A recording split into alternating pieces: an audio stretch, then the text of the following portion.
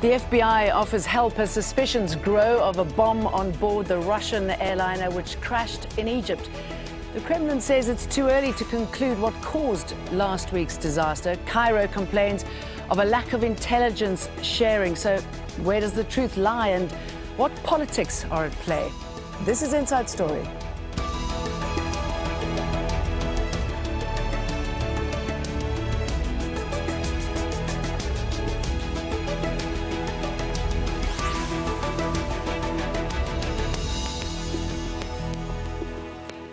Hello, welcome to the program. I'm Jane Dutton. It has been 8 days now since a Russian airliner crashed in Egypt, killing all 224 passengers and crew on board. Since then, there's been leaks, rumors, speculation and accusations. FBI agents in the United States have agreed to help with forensic analysis after Russian investigators made a rare appeal for assistance.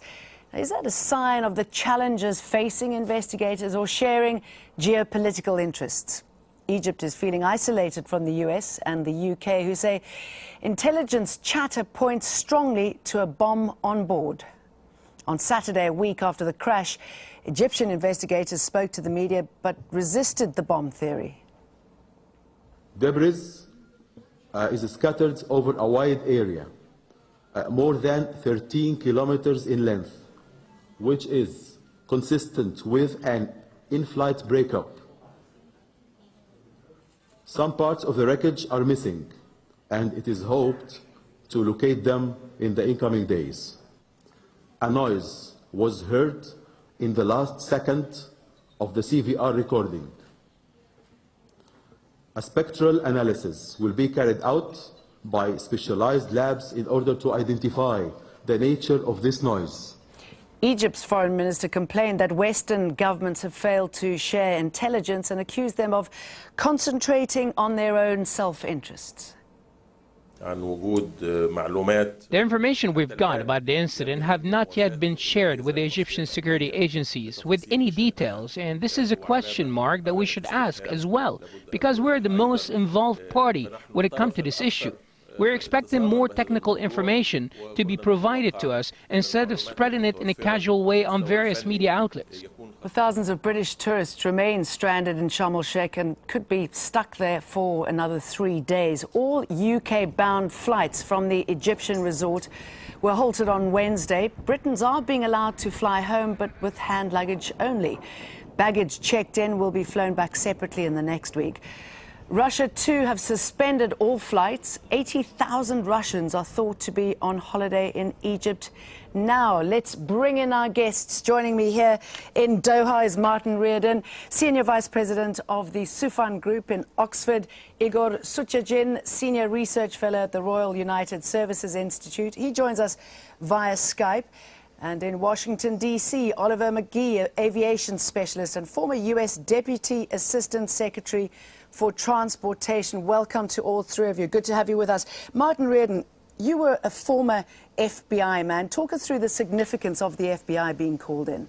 Well, I think it's very significant. The FBI laboratory, the Bomb Data Center, has a, next to, along with their British counterparts, probably have the most experience worldwide in investigating terrorist bombings, be they on the ground or in aircraft. So this is significant. It's a very capable laboratory with agents and analysts that have literally decades of experience doing just this. Igor Suchegin, how do you see this call by the Russians, both from a practical point of view and a political point of view? Well, I think in practical point of view, it just attempt to concentrate efforts, because there are good specialists in Russia as well in explosives, but it's always better to have more specialists. In this sense, that is quite understandable. The desire to get some assistance from the highly trained, highly experienced American colleagues, it's great, it's good. Politically, it is very interesting, because that is the extremely rare occasion when Vladimir Putin steps back from his political line, because his point was there is no terror threat to Russia as the result of our involvement in Syria, and so I promise you bloodless war.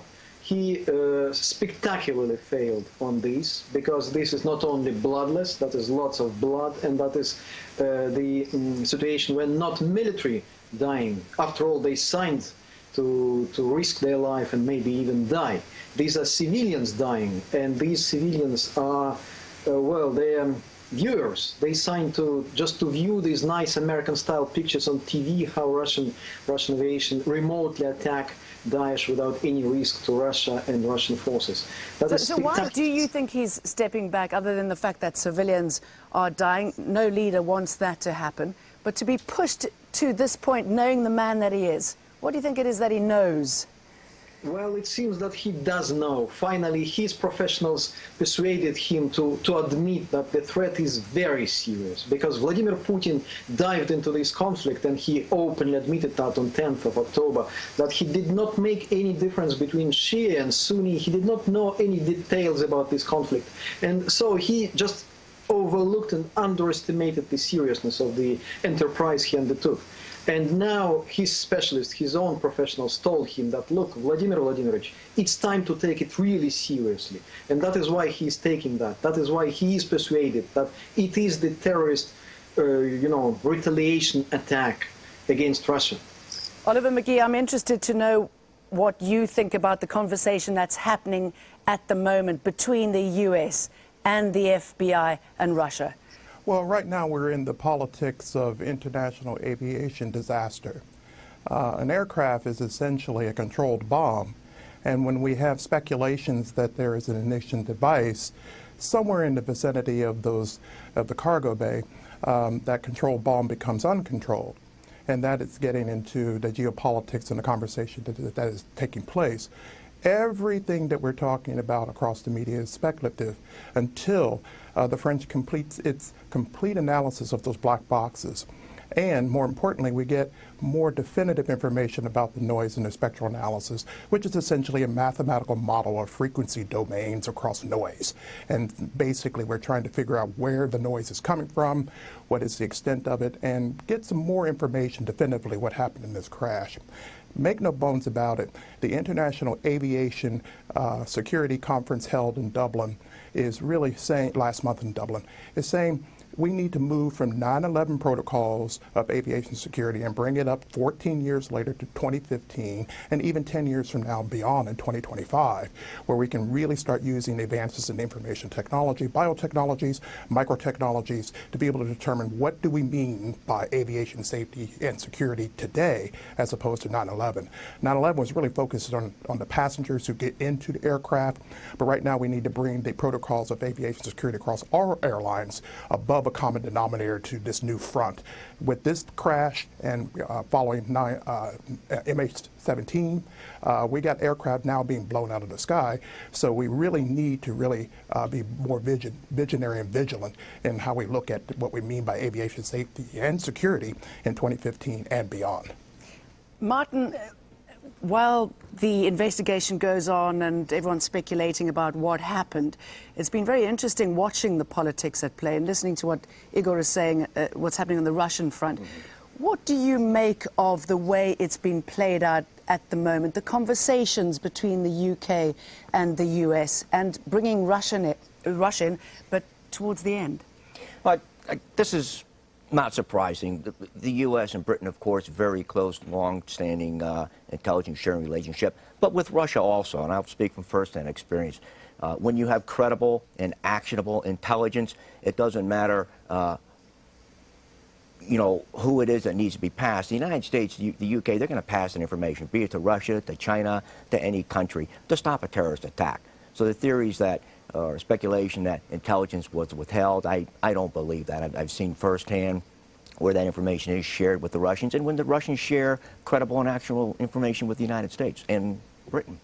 All right, you're talking about who has been sharing information, but you didn't mention Egypt. Egypt is complaining that they haven't had information shared. Surely that's the big question. Why leave them out? I mean, they're victims here. Again, the information that's coming up, the intelligence, is chatter. after-the-fact chatter for the most part. Simply it's voice or other communication intercepts where there is either messages or voice data showing that there was possibly a terrorist attack. That's what it is. Or going back and looking at data that was captured prior to the attack and analyzing it. There's so much data that's taken real time, it can't be analyzed until after the fact.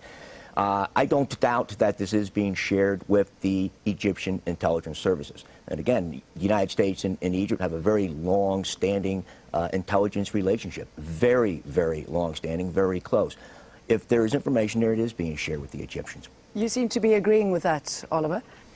Yes, I think the intelligence community is an information sharing community, and I wholeheartedly agree with your guest on that. So why do you think the Egyptians said that they were being left out of the loop here?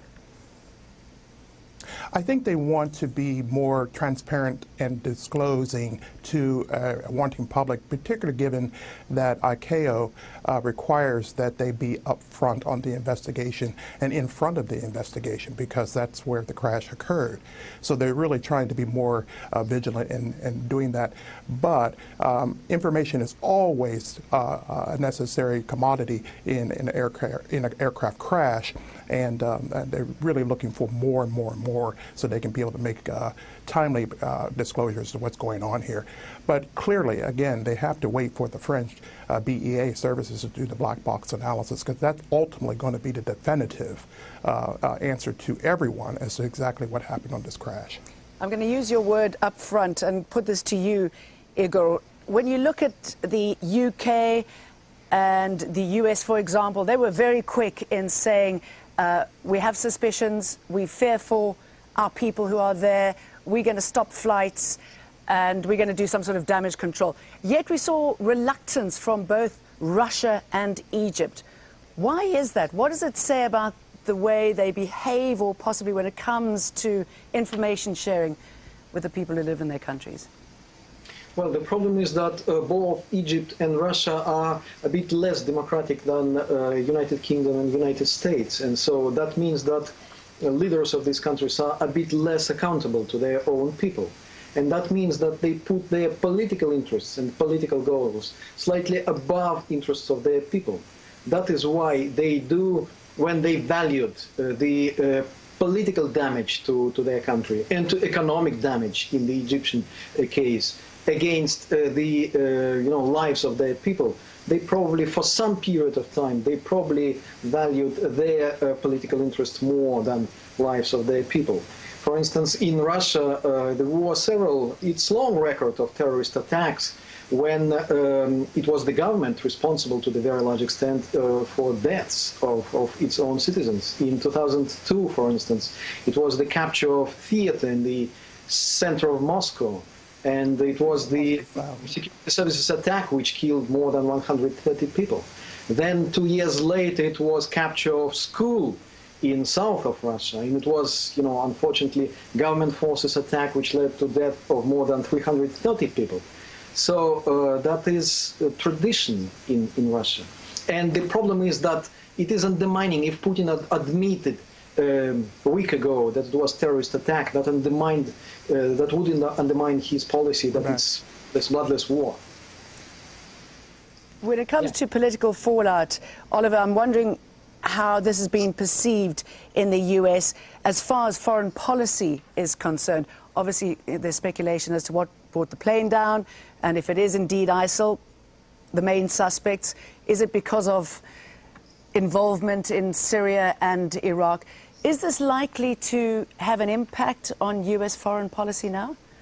I believe basically we are cautious here in the U.S. because we really need to do detailed analysis before we really begin to speculate further on any types of terrorist concerns.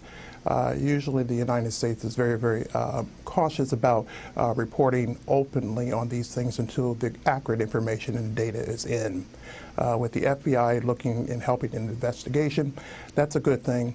With the NTSB probably looking at this as well, the FAA, these are experts that will be coming in to add into the conversation that's taking place in the investigation with the French BEA, because ultimately once we know what happened with the crash, we will be able to determine what's going on more accurately in the geopolitics associated with this global aviation security threat.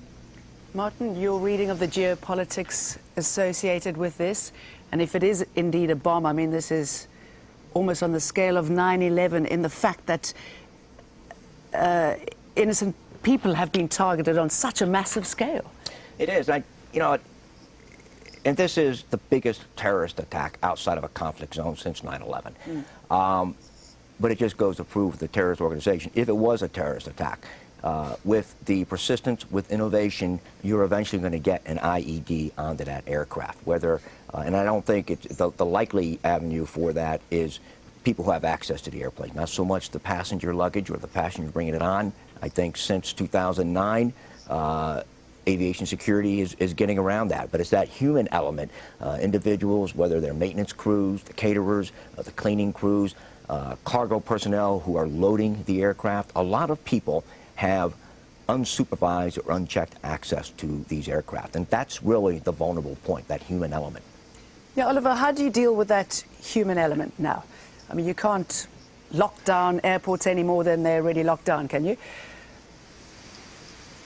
Well, I think, as your guest suggested, we're going to have to begin to start looking at more military operations on commercial passenger aircraft.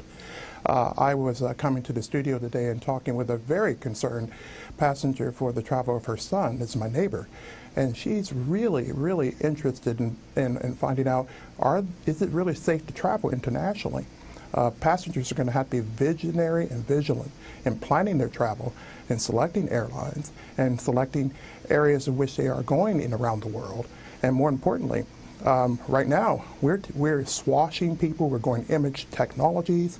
We're actually doing physical frisking of passengers above the cargo bay, but down below the cargo bay, we're not really going into looking at who is the staff involved, where's the screening involved in that, who is in the cargo bay access, because that's another entry point into the aircraft.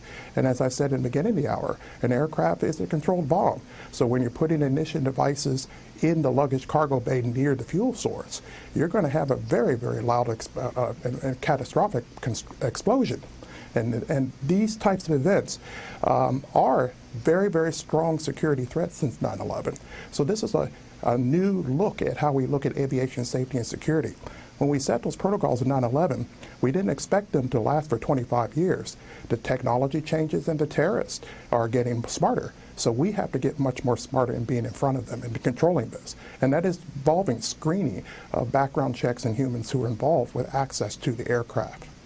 Igor, whoever it is, it's quite a message to both Russia and Egypt right now, and those traveling on their planes. What do you think the ripple effect will be within Russia? Well, the first effect in Russia is that the amount of trips brought to Egypt dropped 30 to 50%. People are frightened, actually. And that is very unusual, because on previous occasions when something like that happened, while not with Russian planes and Russian tourists, the first question which was asked, well, okay, how much you decreased price now? So now people value their lives much more than before. That is the first point. And the second is that there is still some underground noise in Russia. People start questioning whether the government really does everything what it must do to the nation. That is the effect. I do not think that there will be any influence, any implications for the current political line of the Russian government in Syria. I think that the operation will carry out as before, but in the longer term, that might create some certain difficulty for the Kremlin. And I guess the guess, and obviously this is projecting ahead, but what Putin will do, how Putin will respond if it is indeed ISIL. Is it something, I mean, will he give more support to Assad or align himself closer to the US? Well, he's already providing more support to Assad, because the intensity of Russian airstrikes increased, well, nearly 1.5 times over last week. So that is more serious, but I do not think that that is directly connected to this specific tragedy. Because as I said in all previous occasions, Vladimir Putin did not react to the terrorist attack. So he kept doing as he did before. So that is why I do think that in the foreign policy terms, that is not strong enough factor to push the Kremlin closer to the United States, while any cooperation, any joint analysis of the situation will be welcomed, because that is, after all, additional factor which is breaking through the isolation, which is one of the goals of the Kremlin. But in general, in the short term, I do not expect any changes. Martin, from an intelligence point of view, why has the UK been so quick to take this up? I mean, they didn't lose anybody, so what's happening there? They seem to be ahead of the FBI as well in this case. I won't say they're ahead, they're right there. No, in Egypt was also, this comes down to tourism and the economy for Egypt, and that is supported not only by many Russians, many other Europeans, but a great deal of British nationals that go there. So the UK has definitely an interest on security in Egypt, and they work very closely with Egyptian authorities. So that's the reason. The U.S. involvement in this is, yes, no Americans were there. It's not as popular a resort place for Americans. In fact, I would say, unless they live in the region, they're probably not going to go to Sharm El-Sheikh. But aviation security internationally, if this is a new way of getting a device on, or a new type of bomb, or this is the first successful aviation attack since 9/11, that's significant. And I mean, the reality is that you have planes blowing up over major cities, potentially anywhere in the world now. It could. And again, is that vulnerable element, it's that human element is what terrorists are going to exploit. Whether it's paying somebody to come onto your side, or they sympathize with your ideals or your ideology, and for that reason they're going to support you. It's that human element. That's the vulnerability. It could be anywhere in Europe, it could be anywhere in the Middle East, in Asia, in Africa, anywhere in North America, finding that vulnerable point on the flight line. And in the meantime, until we know what happened, Oliver, what we've been getting from all quarters are leaks. Are these intentional? What purpose do they serve? I don't know if we really have intentional leaks, but we do very much have a hot media that is interested in talking about a spectacular crash. The same thing occurred in MH370. The same thing occurred in MH17. Anytime you have an aircraft blowing out of the sky, the media is going to go after it like magnets. And every piece of information becomes a valuable piece for a story. But be that as it may, the facts and evidence have to be in front of this. The experts have to step in front and always be up front on this. I'm an expert in the field. I am beginning to step up personally to make sure that I'm available for international aviation security conferences, all kinds of ways to be able to put forth new advances in technology that we really need to get in front of this. Can we say, though, categorically it is a bomb now? Not yet. Because you see the words, they're probable or alleged or possibilities, because they need to complete the spectral analysis. The French need to do the full analysis of the black box, and I have been very, very cautious about putting forth writing on that to be definitive until we see exactly what's going on in that black box. Then we will know. We know exactly what happened in the black box in MH17, and so we were able to define that problem. Now we needed to get in front of this, because international aviation safety and security is an integrated global enterprise, just like the geopolitics is, just like the global media is. So once we understand what happened from the French BEA, then we'll all be able to settle down and then be able to get forth to really improve aviation security, because that's a public interest across the international fronts. Commercial passenger travel has to be safe. Martin, I can't imagine leaders speculating about it being a bomb if there are not real suspicions that it is indeed a man-made device. I mean, Go ahead. I was just going to say, and I think Oliver hit on this very well. It's probable. When you look at everything that happened that we know right now, each day it looks more and more like a terrorist attack and less like a catastrophic failure of the aircraft itself. But again, until the investigation is complete, it could be weeks, it could be months, it may be never. We may not know definitively. And the longer it takes, I should imagine, the more they get bolstered, if it is indeed a bomb. Gentlemen, very good to talk to all three of you. Thank you very much. Very interesting. Martin Reardon, Igor Sutjagin, and Oliver McGee. Thank you. And thank you for watching. As always, you can leave your comments on the program's page of our website, aljazeera.com, and you can post your views on facebook.com/AJ Inside Story, or tweet us at AJ Inside Story. Thanks for watching. For me, Jane Dutton, the rest of the team, bye for now.